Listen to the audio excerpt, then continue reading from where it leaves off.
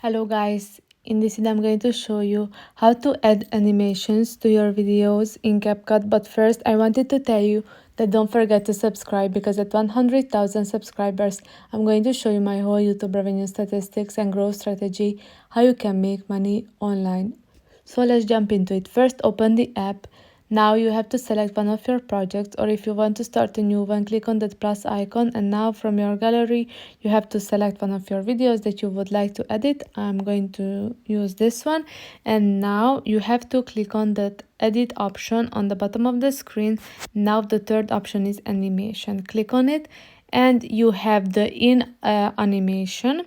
So here are some pro ones, but you can see that some are free to use, like fade in, shake tree, and so on. So here are a lot of options.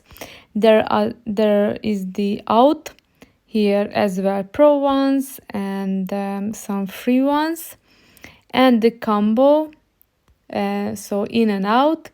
You can see as well pro ones and free ones. So here you can select animations for your transition or for your video sections.